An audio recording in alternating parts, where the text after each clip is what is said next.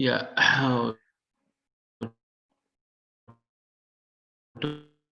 27th of 8, Om Shanti, good morning. Baba says, sweet children, the Father has come to change this brothel into the temple of Shiva.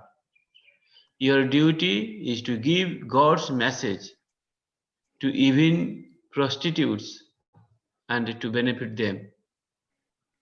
Question: which children cause themselves a great loss? Answer: those who miss Murli class due to any reason cause themselves a great loss. Some children shock with one another and stop coming to class. You see, today, Baba, they make one excuse or another and remain sleeping at home. By doing this, they only cause themselves a loss. Because Baba shares one or another new point every day. If you don't hear it, how could you put it into practice? Om Shanti. Om Shanti. Sweetest spiritual children, even though Maya makes you forget, you do know that you are now making effort to become the masters of the world. Maya makes some of you forget this the whole day.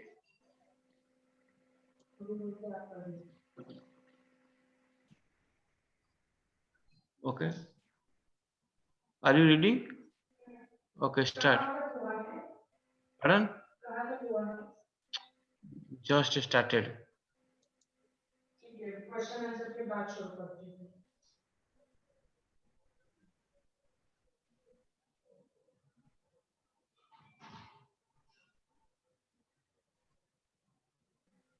Om Shanti, brother Osita. Om Shanti. Sister will read now. Okay. Sister has some problem in the laptop. That's why trying now. The problem is solved. So she will. Okay. Okay. Thank you. Thank you.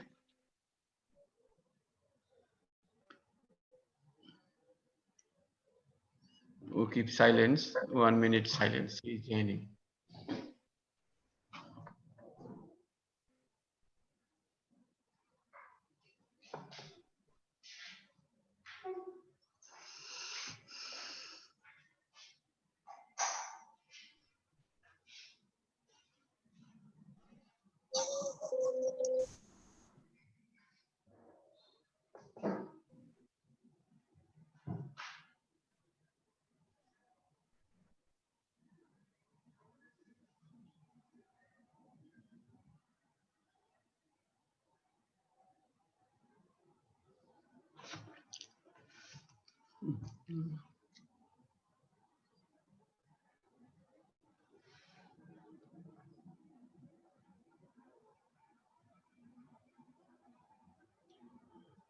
So, sweetest spiritual children, even though Maya makes you forget, you do know that you are now making effort to become the masters of the world.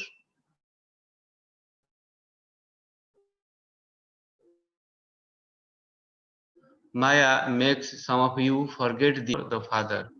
Otherwise, they would experience that happiness. They even forget that God is teaching them. By forgetting this, they are unable to do service. Last night, Baba explained that you have to serve the prostitutes, the most degraded ones. My God. Quick. Hmm. Inform the prostitutes that they can become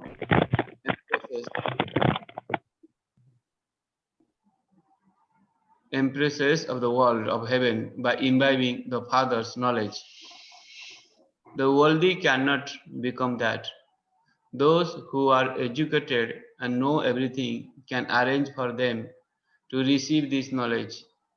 The poor thinks The poor things will then be by then be very happy because those women too are weak.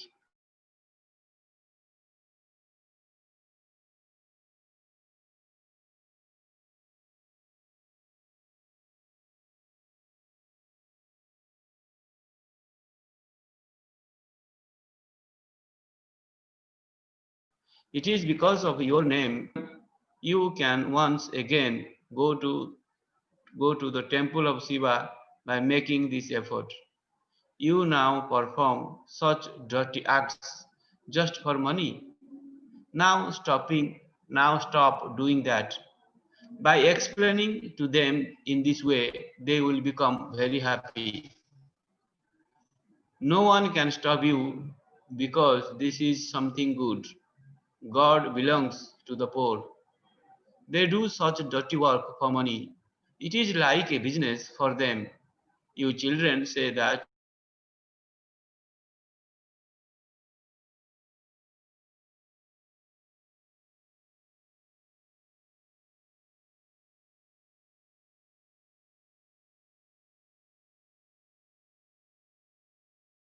or other and don't study, they shock and say so and so said this and that.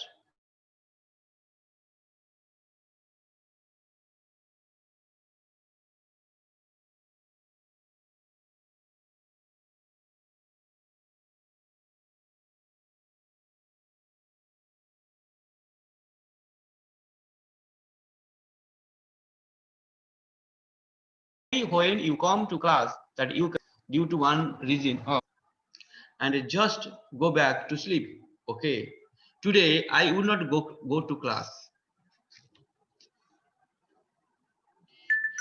However, Baba speaks very good points. If you do service, you can claim a high status. This is a story. There are many scholars who study the scriptures in Banaras Hindu University. When they don't have anything else to do, they learn the scriptures by heart and start a spiritual gathering.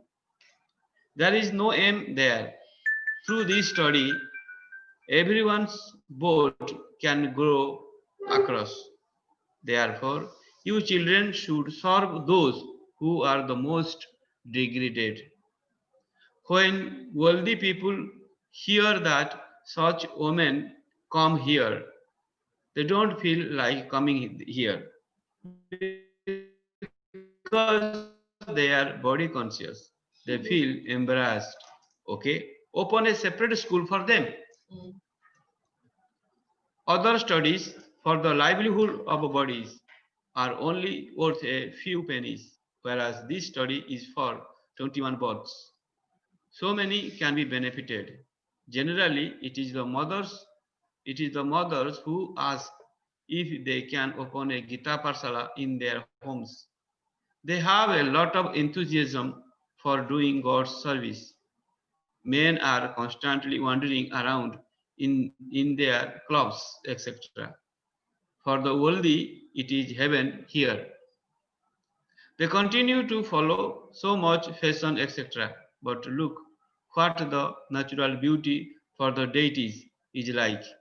There is so much difference. Here you are told the truth, and so yet so few come, and even those are the poor. People quickly go to other such places. They even go there wearing a lot of makeup, etc.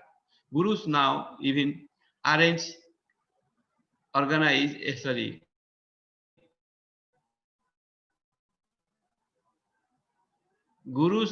here it is only to save someone that an engagement is arranged for her. She can then be saved from climbing onto the pyre of lust and can become multi-million times fortunate by sitting on the pyre of knowledge. She tells her parents, "Stop this business of ruining me and let's all go to heaven." The parents reply, "What can we do? People and society will get upset with us and say that we are defaming the name of the clan. Not to get married is against the rules of the society.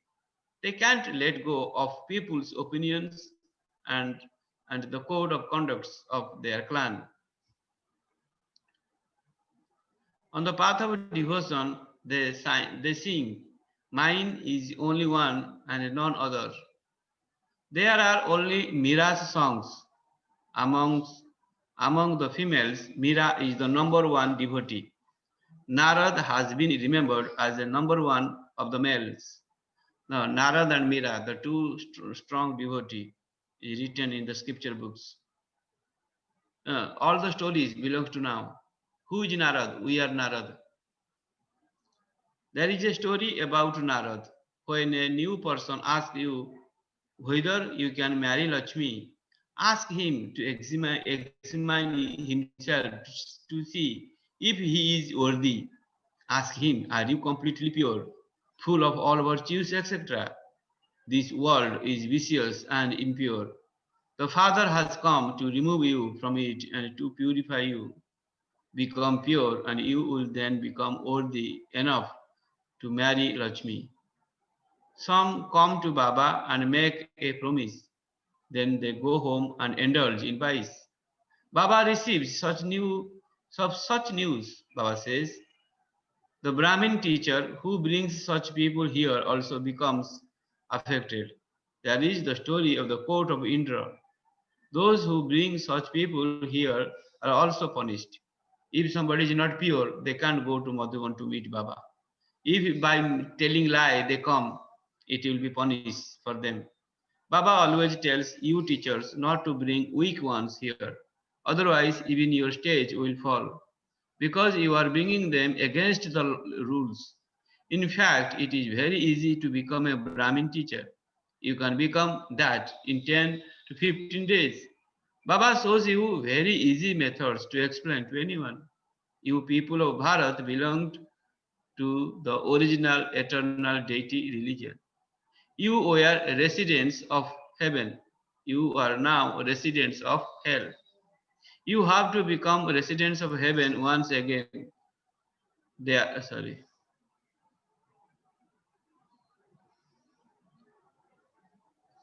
Therefore, renounce the vices. Simply remember the Father, and you will be absolved of your sins. It is so easy. However, some don't understand at all. If they themselves don't understand, what would they explain to others? There are strings of attachment even when someone is in his stage of retirement. Nowadays, not that many people go into the stage of retirement, leaving everything and go away. Stage of retirement means after 60, 65 years, they go to the sannyasi and stay there, forget the family, the property, everything. They are all are tamopradhan. They remain trapped here earlier. There used to be big ashrams for those who wanted to retire. There are not as many of them nowadays. Even when they are 80 to 90 years old, some don't leave their home. They don't even understand that they have to go beyond sound and that they should now remember God. They don't know who God is. They say that He is omnipresent. As whom would they remember? They don't even realize that they are worshippers. The Father is changing you from worshippers to being worthy of worship, and that too is for 21 births. Therefore, you definitely have to make effort for this. Baba has explained that this old world has to be destroyed. You now have to go back home. There should there should just be in one concern. There is nothing criminal there. The Father comes and inspires you to make preparations for that pure world. He will sit he will sit the beloved serviceable child in his eyes and take them back with him. If God is promising you, I will take you. to the soul world with it putting me in his valuable eyes. One needs courage to uplift those who are the most degraded. There are big groups working for that government. They are all very well educated and tip top. Here, many are poor and ordinary. The Father sits here and uplifts them so much. Your behavior has to be very royal. God is teaching you. When someone passes an important examination in other studies, he becomes so tip top. Here, the Father is the Lord of the poor. It is the poor who send something or other here. You know, poor people, even 1 rupiah, 1 naira, 2 naira, they sent the headquarter or to the center. The Father says, "You are so greatly fortunate. We are most fortunate soul. You will receive so much in return. This is nothing new. Observe the drama as detached observers." Father says, "Children, study very well. This is God's yogya, and you can take whatever you want. However, if you take anything here, you receive less there." Ha ha ha. But if you take anything from the yogya, you receive less there. You are going to receive everything in heaven. Baba needs very active and alert children of doing service. Children like Sudesh and Mohini who have a lot of enthusiasm of doing service. First time they went for an Sudesh Didi, Mohin Didi was very Baba's good child. Baba is speaking for them today. Your names will be glorified a great deal. People will then give you a lot of respect. Baba continues to give you all directions. Baba tells the children that whenever you have time to stay in remembrance, when the days of their examination are coming close, students go and study in solitude. They even have private teachers. We have many teachers, but you must be interested in studying. The father explains everything so easily. Simply have the faith that each of you is a soul. That body is perishable, whereas you, the soul, are imperishable. Only you receive this knowledge. From the golden age to the end of the iron age, no one else can receive it. We only have received this knowledge. Only you received it. Have the firm faith that you are souls. We are receiving our inheritance from the Father. Only by having remembrance of the Father will you be absolved by your sins. That's all. Even by continuing to repeat this silently to yourself, there can be a lot of benefit. However, you children forget to keep your charts. You get tired of writing them. Baba explains the knowledge in such an easy way. I, the soul, was Satopradhan and now have become Tamopradhan. The Father now says, remember me and you will become Satopradhan.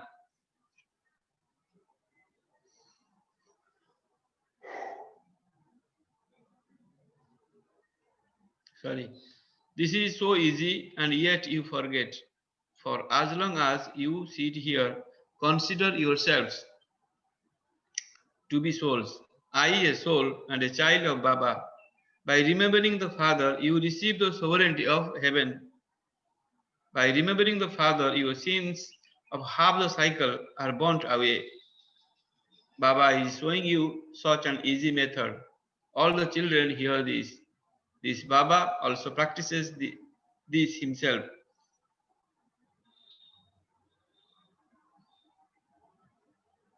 This is why he is able This is why he is able to teach you.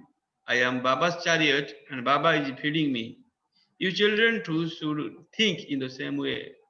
There is so much benefit in continuing to remember Shiv Baba, but you forget.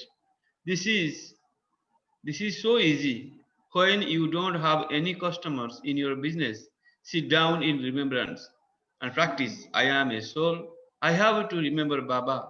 Even when you are ill, you can remember Baba. If you are in bondage, then sit there and continue to remember Baba. And you can claim a high status even higher than those who have been here for 10 to 20 years. Understand? Baba says it is feeling, it is love. Hmm. To the sweetest, beloved, long lost, and now found children, love, remembrance, and good morning from the mother, the father, Bab Dada. The spiritual father says Namaste to the spiritual children, and we spiritual children says Namaste and Namaste. To the Good spiritual morning to the father. spiritual father. Om Shanti. Om Shanti. Om Essence Shanti. of Dharana. Om Shanti. Become very alert and active in service. Whenever you find time, sit down in solitude and remember the Father. Be deeply interested in studying. Never sulk with the study. Let your behavior be very, very royal. We now have to return home. The old world is to be destroyed. Therefore, break all strings of attachment. Practice staying in the stage of retirement. Solve even most degraded ones to uplift them. Okay. Blessing. May you make your fortune great with your renunciation like Father Brahma and become a number one angel and so a world emperor. Baba says the children who follow every step Father Brahma in his actions are the children who receive the blessings of becoming number one angels and so world emperors.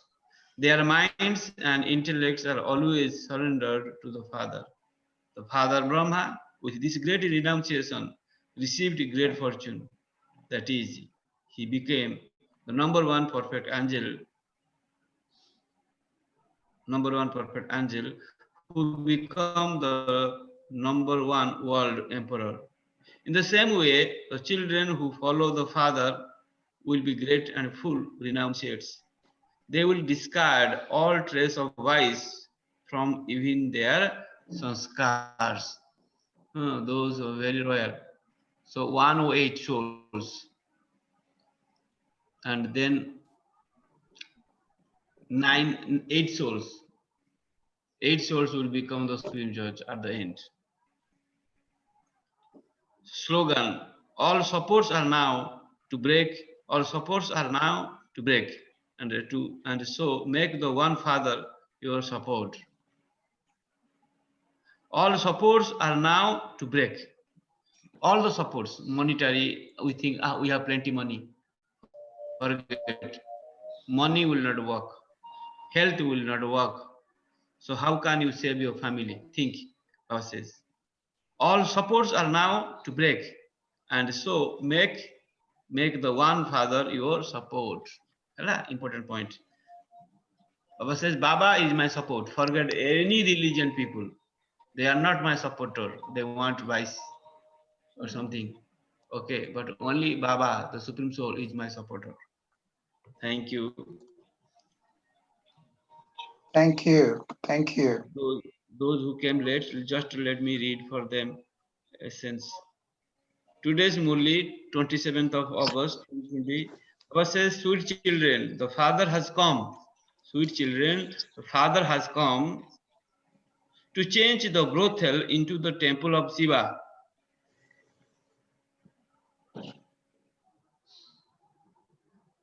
Your duty is to give God's message to even prostitutes and to benefit them. Thank you. Thank you. Shanti. So Om Om Shanti, Shanti. brother. Om Shanti, So my brother. Gagan, Om yes, Shanti. I want to show you a nice video. Okay, about Dadi Prakash, who was the head of the Brahma Kumari.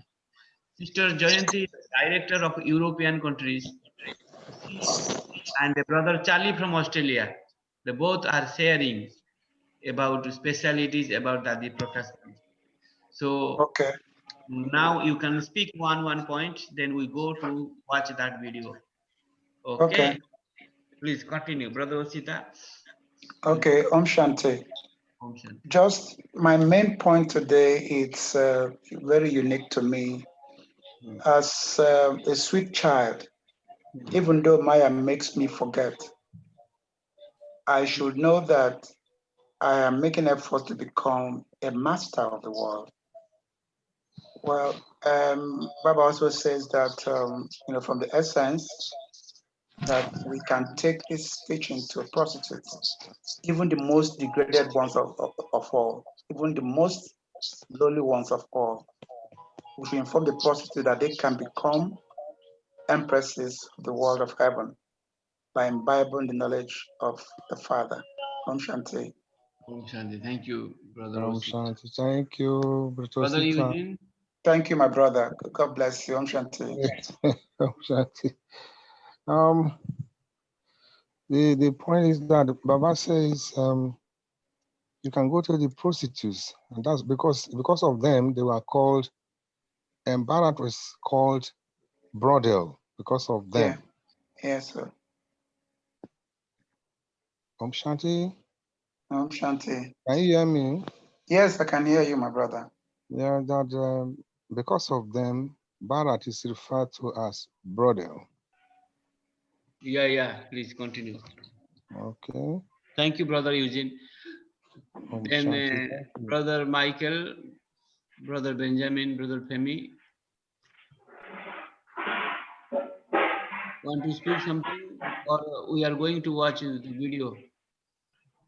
Brother Michael, what do you think? Yes, Om Shanti. Let's go ahead with the video. I have copied the points our brothers mentioned. Thank you. You are wonderful soul, Brother. Thank you. So now we are going to watch. Shanti. Oh, your Brother Samuel. Good. You are powerful soul. Samuel is on, yes. Nigeria is growing. Many students, new faces coming. Now we will watch a video. Network is disturbing, having network issues. Play on with the video. That's all. Baba says when we have problems, when we have no turn up in our business, we will always connect to Baba and remember the Father in every situation. Good. And we must make effort to study, because when we study very well, we learn a higher status. Om Shanti.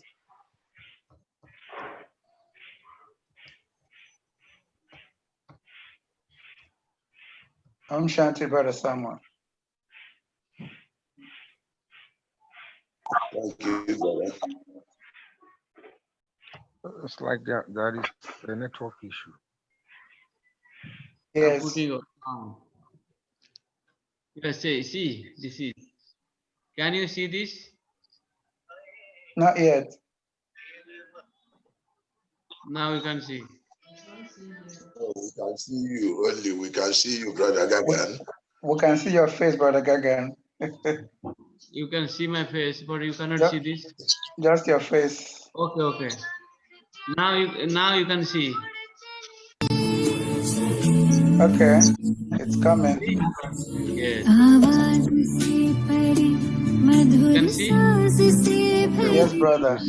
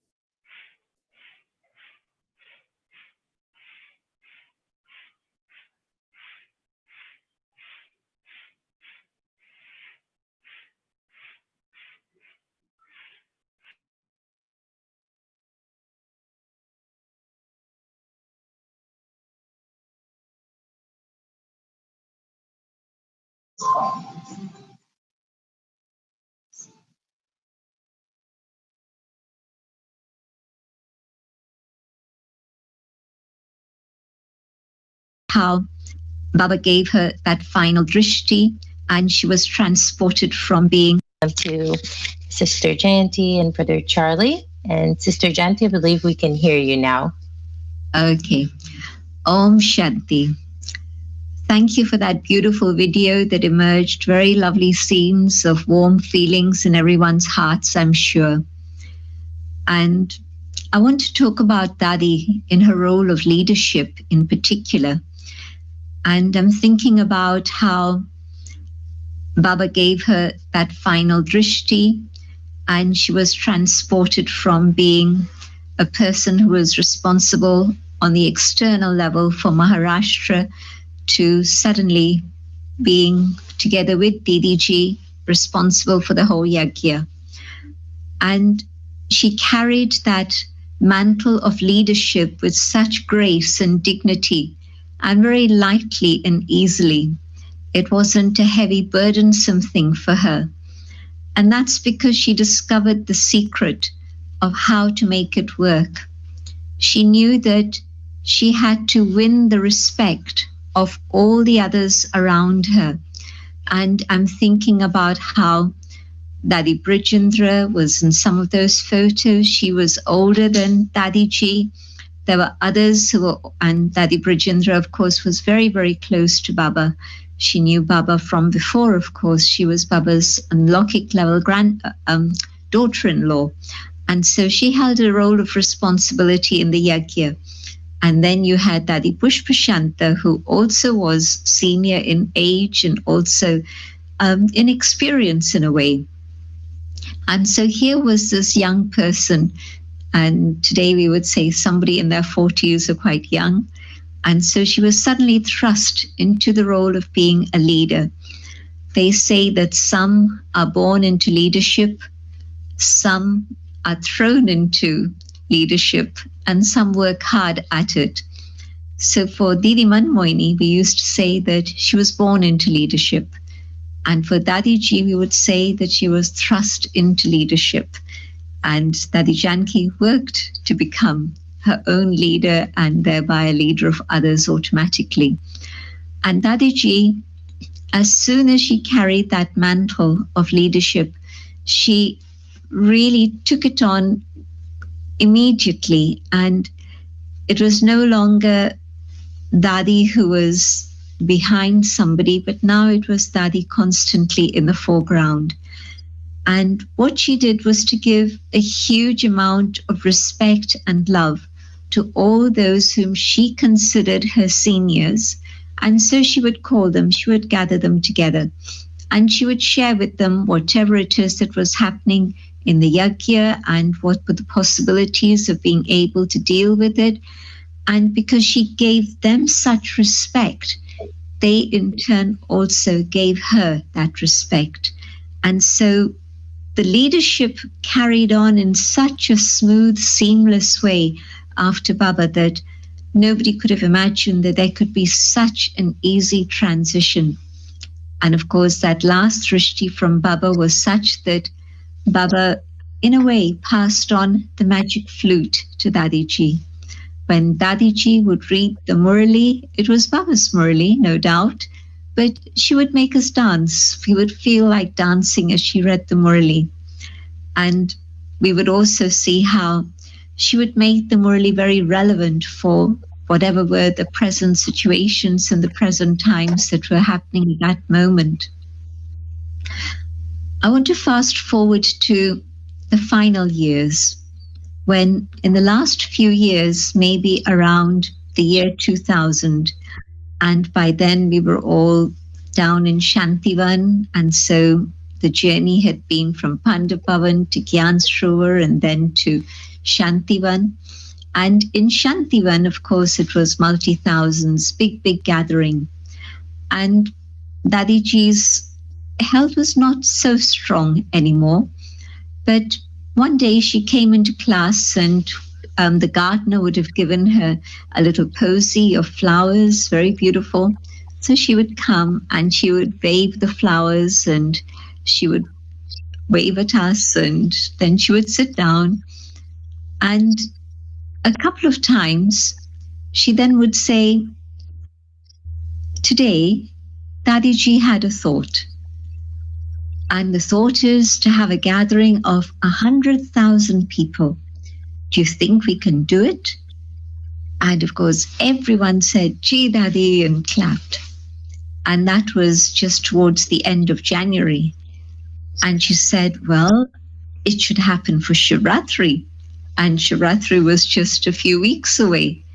But Dadiji's powerful inspiration and the humility with which she shared it with everyone, and everyone just immediately saying yes. And then what happened was Ahmedabad took on that first challenge, and within 2 weeks, they had been able to acquire land where they could have the program in the open air. They were able to make all the arrangements, and it was an amazing experience to be there. And all the three daddies were there. It was Dadiji, Dadi Janki, Dadi Gulzar, and Dadiji had promised that whoever does this, the gathering of 100,000, I'll make sure that all of us are there.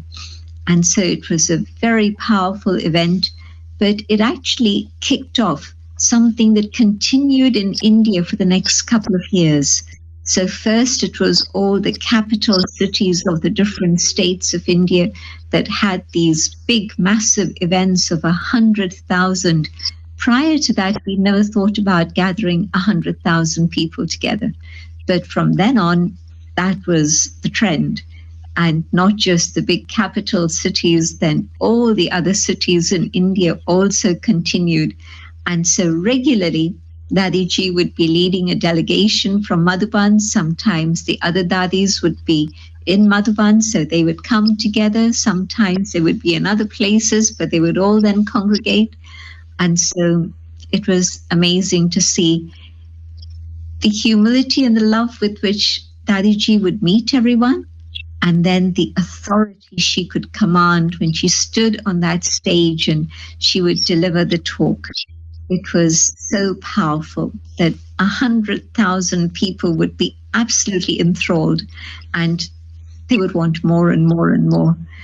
And the centers did an amazing job. It was wonderful to see the enthusiasm with which everybody just jumped through the hoop that Daddy had shown them. 100,000 people, imagine. And then another scene also from Shantivan. And what had happened was it must have been the month of January again. And Dadiji came and she told the assembly, I wasn't there, I heard about it afterwards, but I saw the results of what she had done. Because she said to them, in just a few weeks' time, the double foreigners will be coming. And I'm just thinking, Baba would love to give them 36 varieties of toli. Do you think we can do it? And of course, who's going to say no to Daddy? And so they all said yes.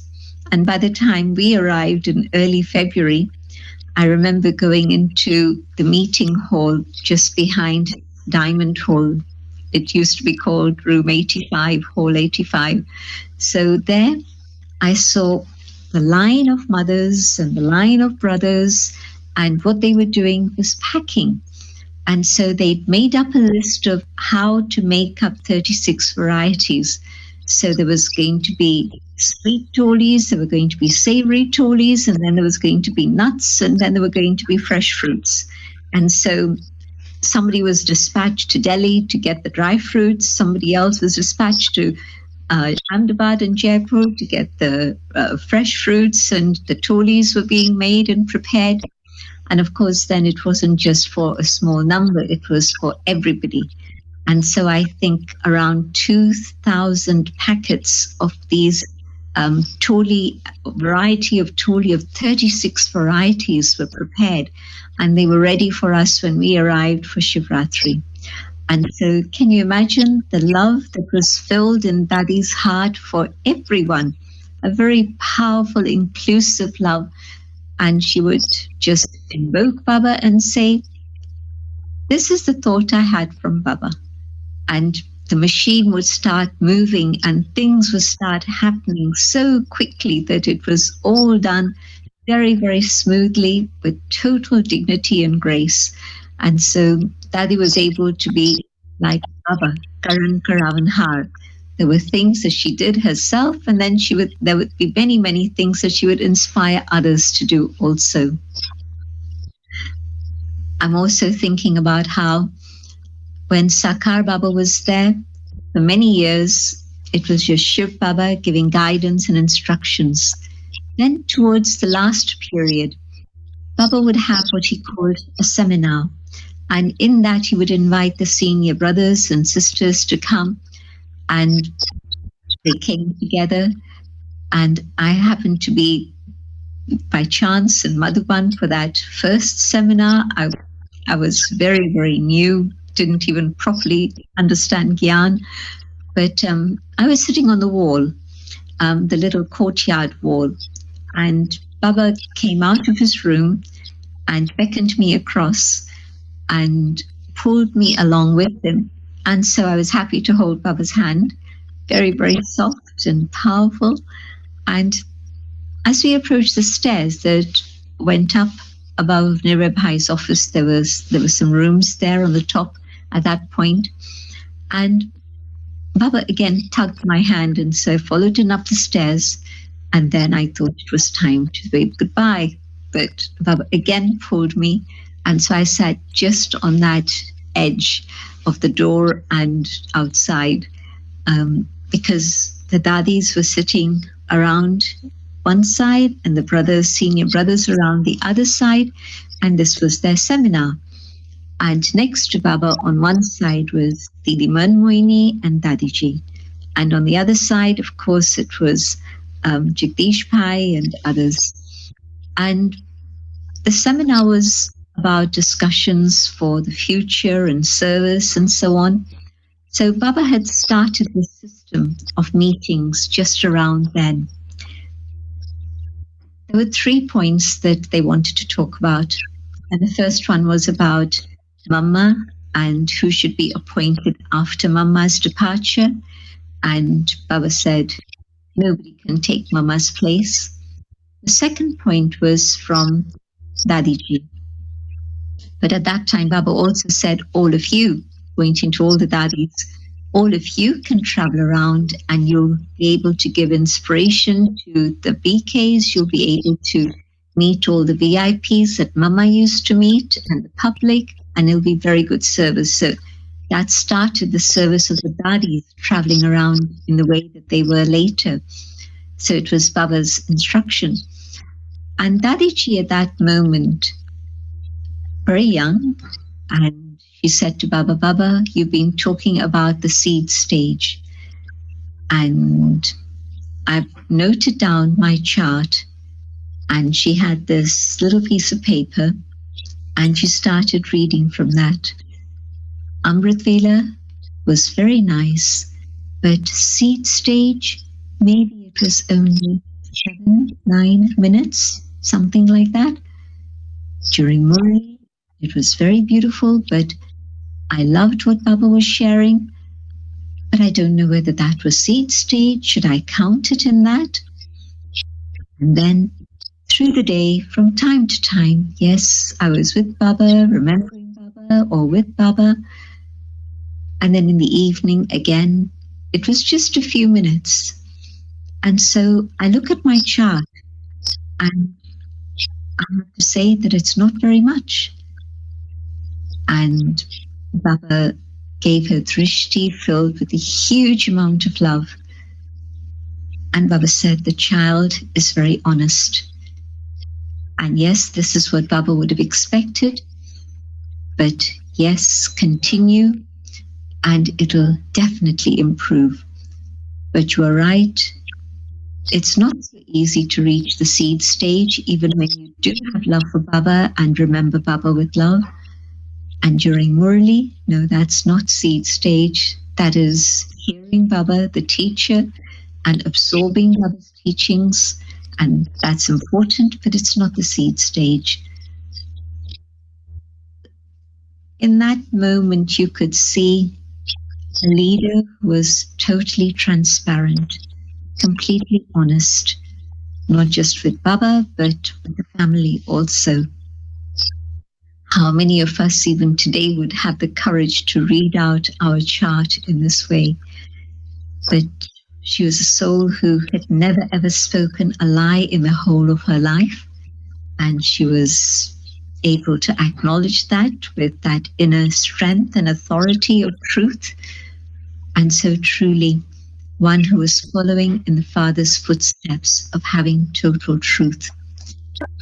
But that situation of a meeting that Baba started at that moment was continued by Dadi later. And so later what Dadi would do would be to call meetings for everything. There was a Madhuban committee that was set up and everything was discussed. Dadi would tell them, these are the finances, this is what we have, what should we do, what should we not do? And Didi and Dadi together would run the meetings and they would come to conclusions. Like, for example, at one point, and this would have been in the 80s, there was water shortage in Abu. And there had been drought the year before, and so whatever was in reserve, that had been used through the winter months. And now, just before the big season for foreigners and then Bharatwasis was going to happen, Dadiji called a meeting of the water department and the members of the Madhuban committee and said to them, if we can't make people comfortable and it's going to be pressure for everyone, then let me just write to everyone. And that's okay. We don't have to worry. Everybody will understand. But if there is something we can do about it, tell me. Tell me, what can we do? And the brothers, one by one, began to speak. The people from the water department in particular. Dadiji, people come from far away to meet Baba. How can we be the ones who say no? And one by one they said, Daddy, we can do it. We can get water from here. We can get water from there. We can accumulate. We can do this. We can do this. They came up with many different solutions and the season functioned. If Dadiji had had the thought, I'm just going to cancel, so many people would have experienced a huge loss. But Daddy didn't do that. Daddy wanted the season to go on, and calling all of them together, then she was able to win their support and they were able to plan, and the whole season continued beautifully.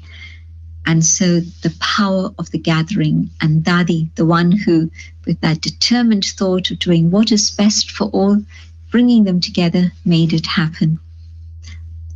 Another particular situation, and very personal one for Dadi. It would have been the year 88, 87 or 88. And we can check back in the dates of the Murlis. But Baba had come, and it was last night, and Baba, Dadiji was on the stage. We were in front in Om Shanti Bhavan, and Baba said, Baba will not come next season. That she was shocked.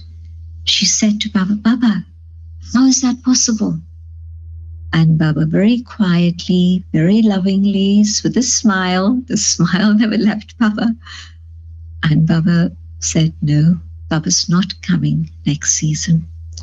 And no matter how much Dadiji tried to cajole Baba, Baba was not having it. And so you could see Dadi's face was a little bit down. And we went back to our rooms after, because that was the last thing. Baba gave drishti and flew away. And then when we came back next morning to class, Dadi was not the usual Dadi. Dadi was very serious, in deep thought. And before she started the Murli, she had to express what was going on in her heart. And there would have been many hundreds of us who were there. And she said, Baba isn't changing his mind. He's told us that he's not coming next season. What shall we do? And a few of us said, Daddy, we'll come to Madhuban anyway. And she looked at us and said, you'll come even if Baba doesn't come? And we all raised our hand and said, yes, Daddy, we'll come, we'll come, we'll come. We'll come for you, we'll come for Madhuban. And Daddy's face lit up. And she said, you'll all come even without Baba's coming? Yes, Daddy, we'll come. And Daddy was so happy, so happy. And Daddy felt very content that we would be coming for her and for Madhuban. It was a very, very beautiful scene that I can't forget. So beautiful memories of Daddy and her love for us, for Baba, and how she brought all of us closer to Baba. Time runs out, and I'm sure many, many of you have 1,000 other stories emerging in your hearts also. Om Shanti.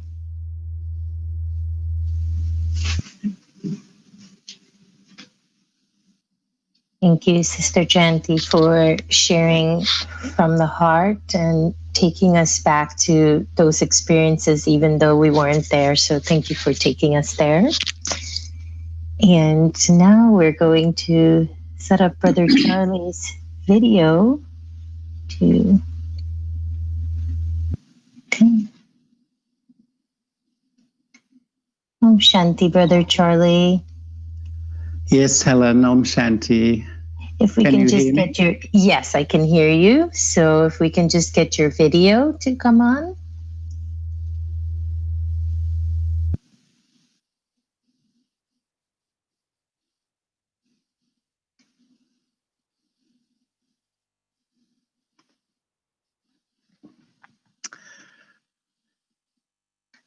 See, it's the camera button right below your unmute button. Oh, yeah. Okay. There it is. Yeah. Oh, there we are. Sorry.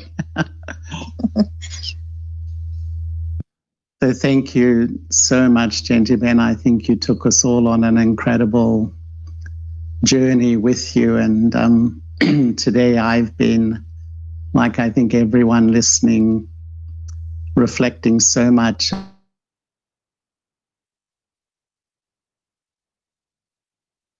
on Daddyji, who was a unique individual who just touched everyone's heart. And when you started, I was, when you said that how Baba passed his power onto Daddyji in 1969, Daddyji once visited Australia for the Olympic Games, and this was the year 2000, and all the Divine family had gathered in one of our retreat centres near Sydney. And one evening, Daddyji told us the whole story of that evening in minute detail. How Baba was in the class, how he walked to his room, how she went in, she was holding his hand. And I can remember she started to it was just pin drop silence in the room, the way she was expressing. And she could feel Baba's energy going. And I remember she was saying, Baba, Baba, the way she said it. And quite frankly, I think everyone in the whole hall, their tears were in their eyes. It was just so moving. And even tears came in Daddyji's eyes. And I remember afterwards I was driving her back into Sydney, and she said to me, that's the first time that I've shed a tear telling that story. And it was like, you know, how some people have the art of taking you into an experience of really what she was feeling at that time. And when we had the last sharing session about Daddyji, I was just sharing briefly the time when she passed on. And after that, the 13 days after Dadiji passed on, there were so many Borg messages. And one of the things that came through, which really touched me, which I think epitomized Dadiji's leadership and Dadiji's life, was two words Baba kept saying again and again: self-respect and respect. I remember a group of us discussing that, like, Brahma Baba's formula for his perfection was incorporeal, egoless, and viceless. But it seemed that Dadiji came from such a place of self-respect. And because of that, all of us who knew her knew how she held the value, your value in her attitude. You felt respected. And I used to feel she held the whole yagya in her attitude. And in a way, the power of that pure attitude just, I don't know, unified all of us. And Jainti Ben was touching on her extraordinary leadership qualities. And I also remember when she was in Australia, a group of us were sitting with her and we were having like chit-chat just easily. And someone said, Dadiji, how do you run this huge yagya? You know, hundreds of thousands of people, all different cultures, nationalities, education. How do you do it? And I remember she said, first, I trust everyone. And I can remember one of the people in our group said, Daddy, you can trust absolutely everyone. And she said, I trust everyone. And then she said, first I listen, then I teach. Here was Baba's main instrument, and that humility. And she was so wise because she said, I listen to their heart. I catch what they really want. And then once they feel that I've listened to them, I can share what I need to share. But the third thing really amazed me because she said, I never try to control anybody. Because, you know, often as, what would we call it, an instrument server, in trying to do our best, we can become quite controlling. But Daddy said absolutely specifically, I give freedom to everybody. And she said, when you give freedom, then they come close. They want to listen to you. So she was so incredibly wise in the way she dealt with everybody and managed this huge organization. And there was another scene also in Australia. She came, I think, in 1985, if I remember. And there was a wonderful brother from San Francisco who many of the old VKs will remember, especially the American family, Harold Stretfield. He wrote a book called God's Plan. And we were sitting in the Murli room after class. And once again, there was a bit of, question and answer. And Harold actually asked Daddy a question. And he was a psychologist, and I think quite an eminent one. And he had done a study with a whole group of psychologists in North America on NRMs, which is new religious movements. And he explained to Dadiji that their research showed that most of them, whatever religion, had a life of about 15 to 20 years.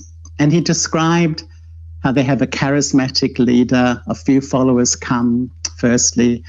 Secondly, after some years, there's a lot of growth. A lot of people start to be attracted to that atmosphere. Thirdly, a lot of money. Then wealth started to come into the organization. And after a few years after wealth came, that's when a lot of fighting and,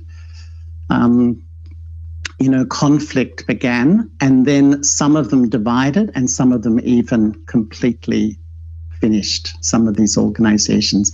So he said to Dadiji, how did the Brahma Kumaris, how do you keep going? And how did it happen after Brahma Baba died? And Dadiji described how when she had a big decision to make, she said that I will consult all the main people. I will listen to all the main people. And if she said, even if 3 or 4 don't really agree with what I feel, rather than just thinking, yes, we'll jump in, we've got the majority, I will wait until they come on board. And I thought, you know, the way she built unity, the way she carried everyone with her, I think was a phenomenal example of an incredibly, you know, special leader that I feel. She was just so amazing. But along with that amazing leadership quality, I loved Daddy's lightness and her fun, that she was the main instrument, and when she needed to be so yogi and, you know, act like the administrative head, she would. But then other times she was just like a child. On my first visit to Madhaban, I was only a few months in Gyan, and we were meeting Baba in the history hall in Pandav Bhavan. And at the end, you know, when all the feeding of Baba is happening, Borg is there. And Daddyji said to me, Charlie, say something to Baba. And I don't speak Hindi. So she started to say something to Baba and told me to repeat it. So in Hindi, she said, you know, Baba, I love you. And I was just like a parrot. I just copied her. Baba, I've searched for you for so long, and I just copied her. And I did this 4 or 5 times. And then she said something, and I repeated it, and everyone laughed, including Baba. Even Baba was laughing a lot.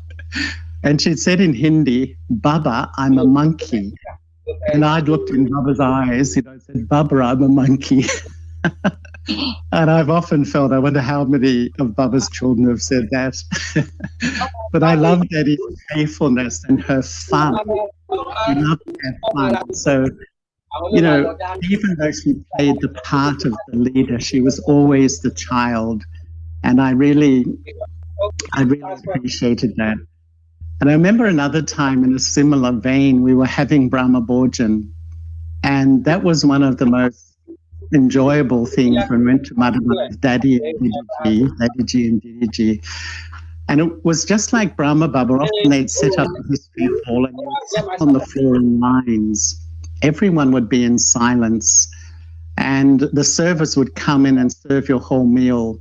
And then Didiji would speak a few words following what Brahma Baba used to do when they had Brahma Bhojan together.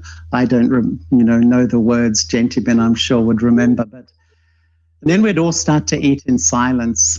And we'd all finished our meal. And then they brought around the ice cream. And you know how Daddyji would often at the end of class, oh, today's ice cream, today's pakoras. I think everyone can remember that. And anyway, ice cream was served.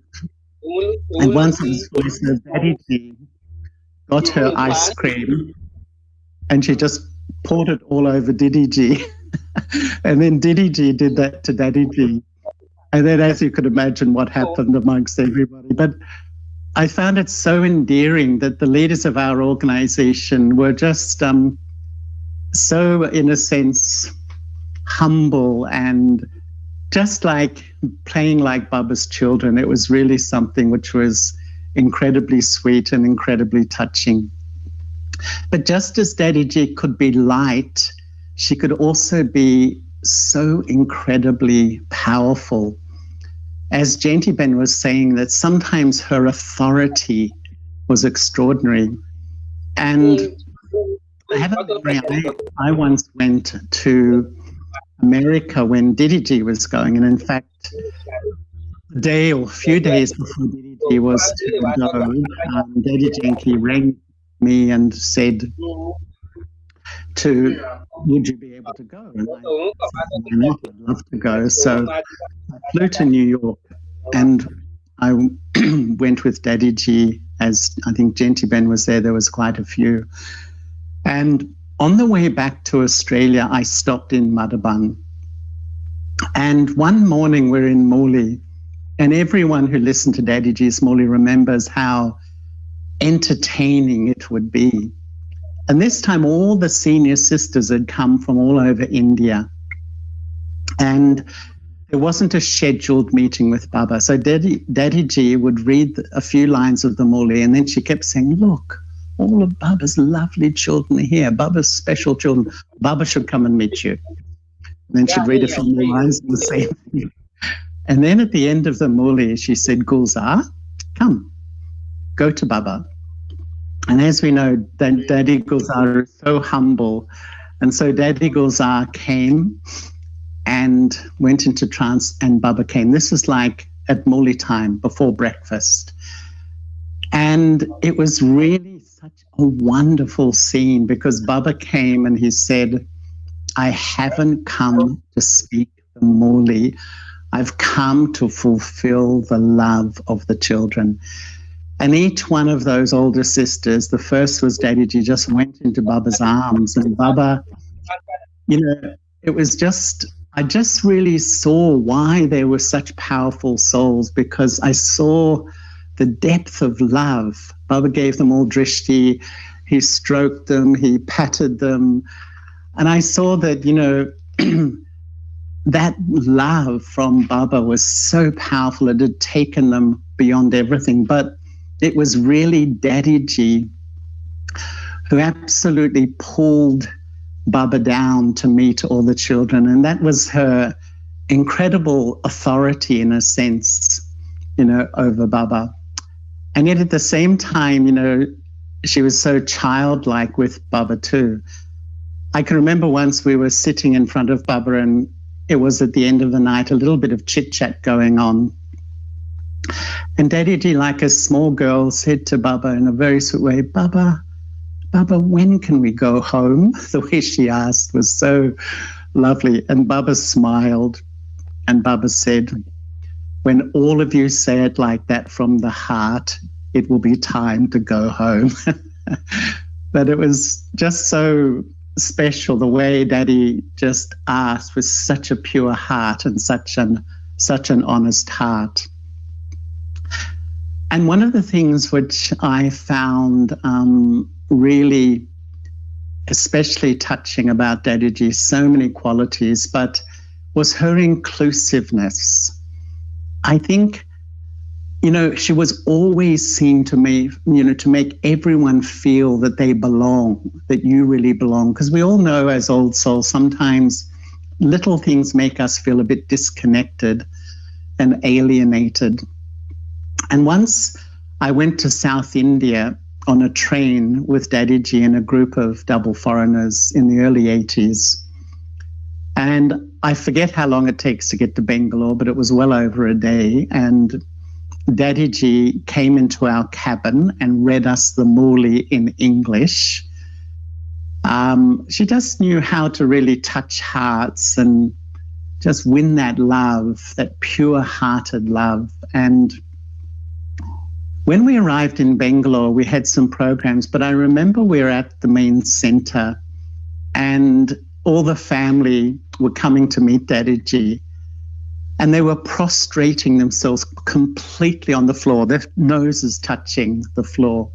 And I remember Daddy G going, no, you know, like, but in a very sweet way. And they were saying to Daddy, we're not doing bhakti, we just want to show our love, our respect for you.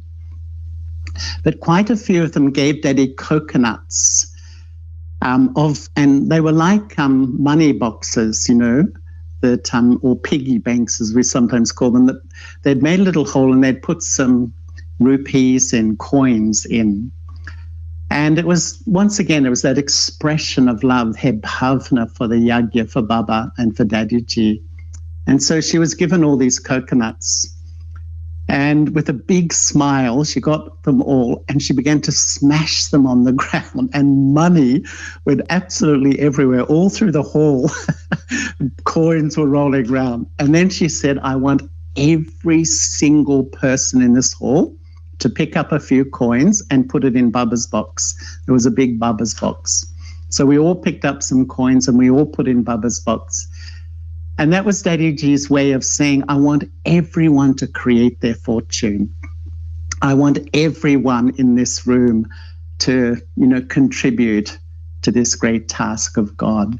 And so that lovely inclusiveness was always there. And another time, I remember I was in Calcutta, and we went over once again in the early 80s, and we had some programs at the Queen Victoria Memorial. If you know Calcutta, it's a beautiful park right in the center of the city, which is called the Queen Victoria Park. And Baba's children had erected some stalls, and a part of the program was a surrender ceremony of Kumaris.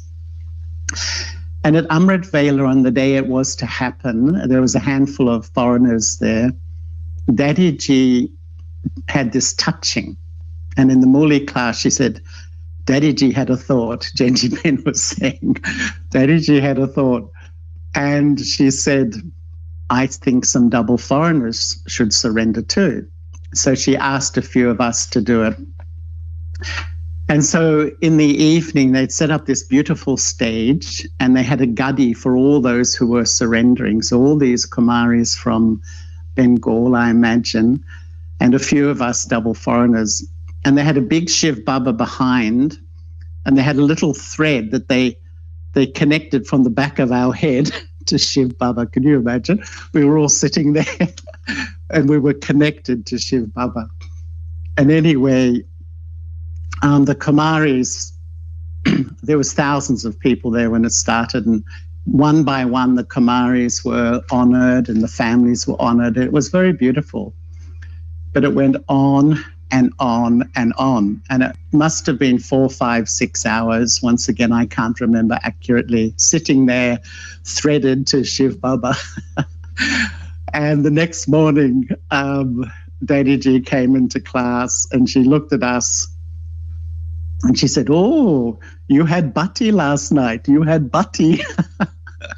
Because we were just sitting there. And by the time it came to our turn, there was only a handful of people left. But it was just lovely. Daddy wanted to include us, but she always, was so light and humorous about things.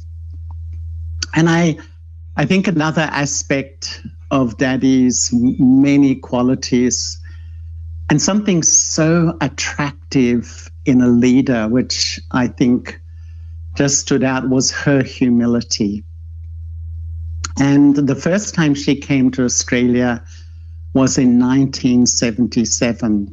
In 1976, Daddy Gulzar did a tour of all the centres, outside of India. And in 77, it was Daddy G's turn.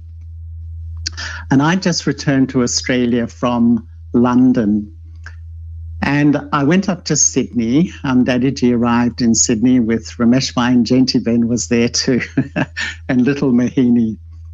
And we had a program. Ken was there, and Ken had written this incredible play called Dance of the Universe. It was about the cycle. And all the new Brahmins there were, dancing, performing, playing. They had a wonderful group of musicians. It was quite phenomenal. And they did it in the Great Hall of Sydney University, and it was full. And it was such a wonderful program, and everyone was so intoxicated. And we came back to the centre, and you could imagine it was the early days of Australia. Everyone was very young. And either they'd forgotten to cook or no one had cooked. And so Daddy G, this is after the program, she went into the kitchen and she cooked up something for all of us. Could you believe that? We were never quite sure whether it was she wasn't so keen on our cooking or she was just thinking that these children of Barbara put so much into this performance. But it just showed you, Daddy G's humility. And I even remember another time that she was in Sydney, and we did an incredible program at a university, and a few thousand people came for the whole day, and it was so powerful. It was such a powerful program. And we went back to the center afterwards, and everyone was really intoxicated. And Daddy G, we had some meditation, and Daddy G spoke and she praised everyone. She congratulated everyone. And then she said, would you all be just as happy if no one had come? And we all began to think about that. And Daddy G said, really, in this life, don't attach your heart to the outcomes of service. And it was something that I've always remembered.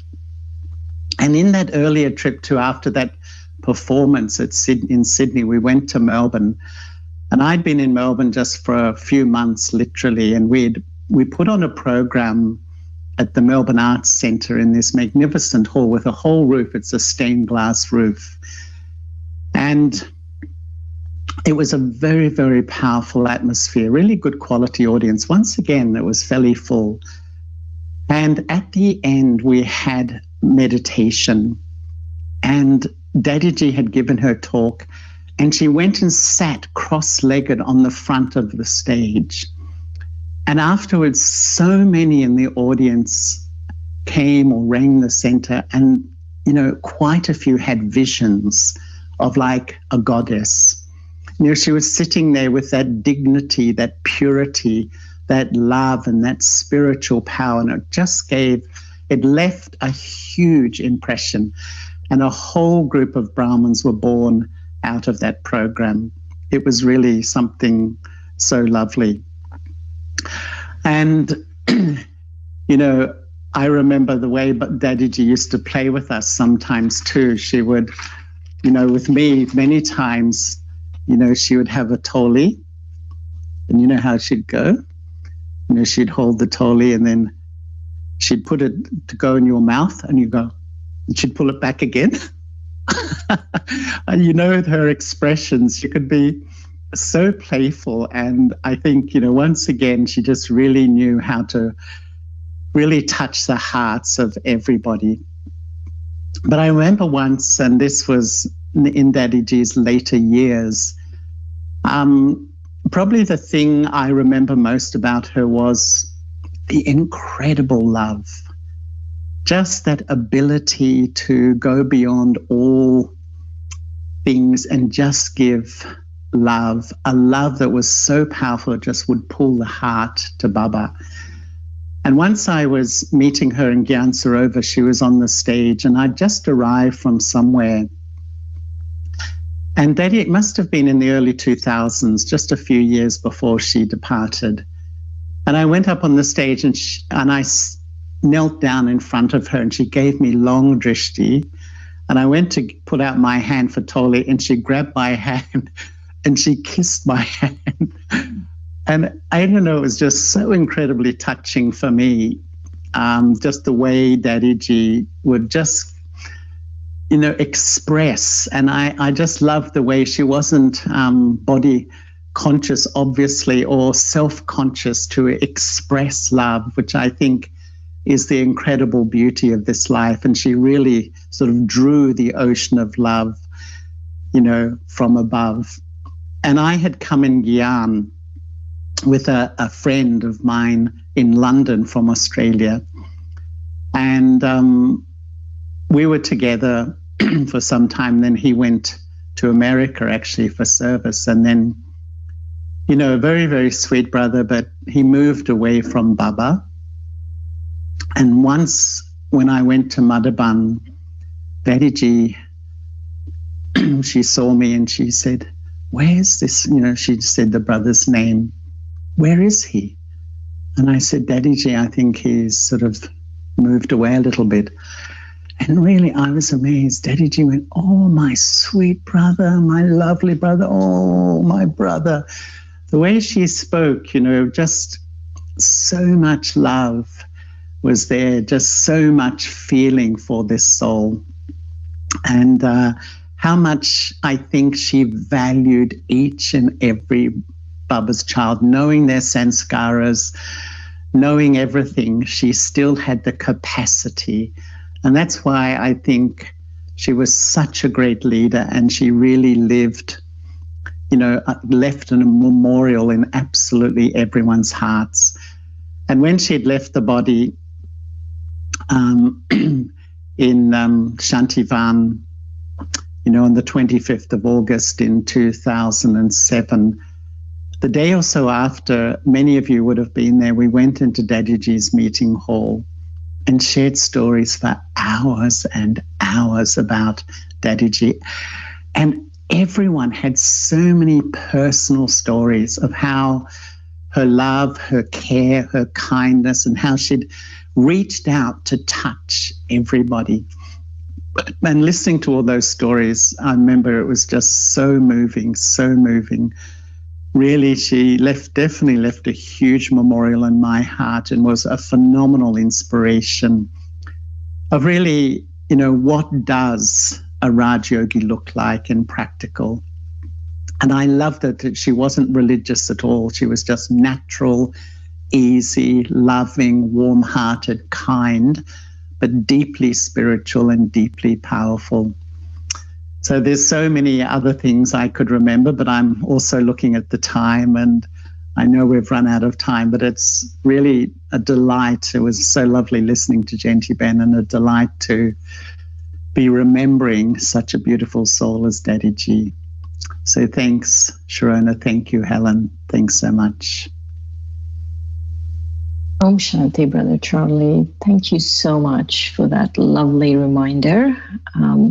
And we have the drill for today. And Helen will cue the drill, which she is. So here it comes. Om Shanti, everyone. Thank you for listening.